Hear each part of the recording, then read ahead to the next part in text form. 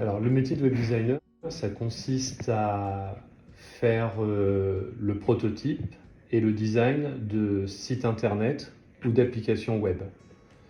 Euh, Concrètement, ça commence par un travail vraiment de prototype où on détermine le squelette du site web ou de l'application, et ça se poursuit par un travail graphique, un travail de design graphique pour adapter l'application ou le site web à l'identité visuelle d'une marque ou d'un produit ou d'un service.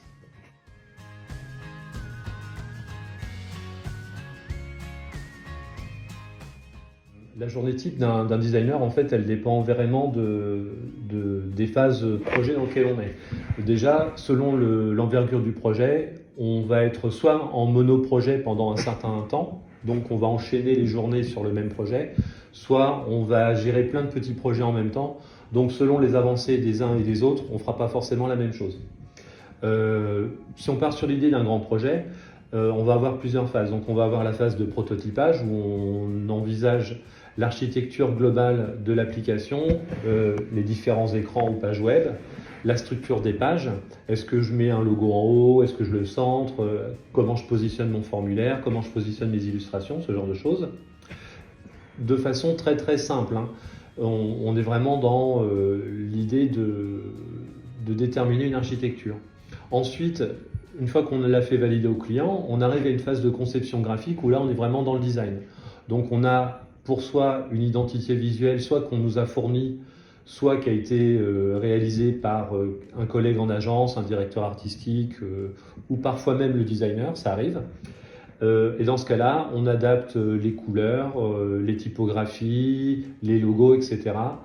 à notre projet pour que le projet reflète bien soit le service, soit la marque, soit le produit pour lequel il est conçu. Ensuite, une fois qu'on a fait ça, très souvent, le web designer ne s'arrête pas à des tâches de design parce qu'en fait, il travaille en collaboration avec un développeur, soit un développeur full stack qui fait du développement front-end et back-end, soit simplement un développeur front-end. Et dans ce cas-là, il va avancer le travail du développeur front-end. Donc ça va consister en la réalisation, l'intégration des pages web, des écrans qu'il a conçus en HTML, CSS. Et puis, parmi tout ça, il y a aussi les tâches imprévues. Donc parfois, selon l'avis d'une agence, on peut être amené à faire des visuels pour les réseaux sociaux. On peut être amené aussi à faire des illustrations. Pourquoi pas du motion design. Et puis aussi des newsletters qu'on envoie à des clients dans des campagnes de marketing digital.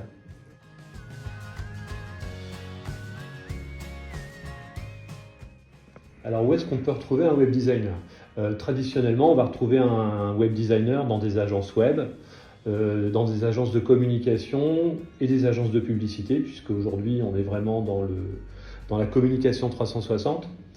On va aussi retrouver des web designers dans les services communication des entreprises, puisque de plus en plus les entreprises internalisent leurs services communication.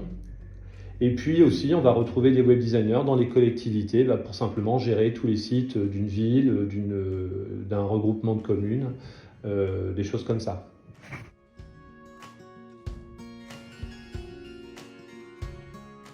Alors, quels sont les clients qu'on rencontre le plus souvent?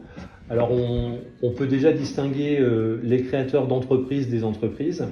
Alors les créateurs d'entreprises vont souvent avoir besoin d'une identité visuelle puisqu'ils se lancent dans leur activité, et puis ils vont avoir besoin d'un site web pour être présents sur Internet, parfois d'une appli quand c'est une application métier, et puis ils vont avoir aussi besoin d'une présence sur les réseaux sociaux pour leur marketing digital.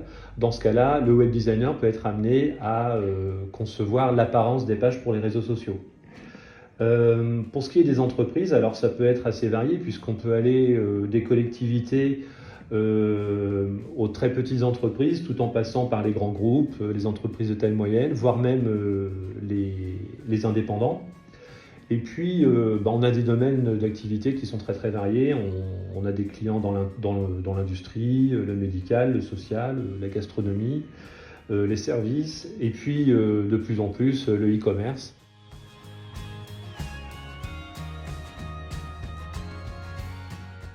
L'ambiance au travail, la plupart du temps, elle est plutôt détendue. Ce qui est intéressant, c'est qu'on travaille toujours en étroite collaboration avec plein de métiers différents dans un flux de production. Typiquement, on va travailler avec un graphiste, un directeur artistique pour ce qui est de l'identité visuelle, la création d'illustrations ou le choix de simplement de photos. On va travailler aussi avec un concepteur-rédacteur pour savoir quels sont les textes qui vont être inclus dans notre site web, dans notre implication. Si on écrit beaucoup, il va falloir qu'on fasse très très attention à la typographie. Si on a un site qui est plus léger au niveau du texte, la part de l'image va être plus importante, donc il faut qu'on fasse attention à ça. Et puis on va travailler aussi en collaboration étroite avec un développeur, simplement pour bien s'assurer que les interactivités qu'on a envisagées sont véritablement faisables et sont faisables surtout dans le périmètre financier du projet.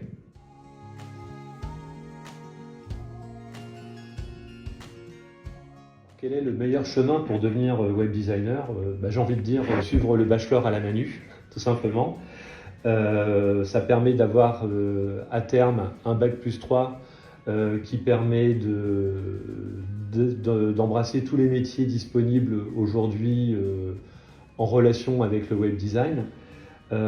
Pour ça, on peut avoir n'importe quel bac, même si un bac avec une orientation un peu scientifique ou technique est préférable. Ce qui est important surtout, ce sont des qualités humaines, les soft skills.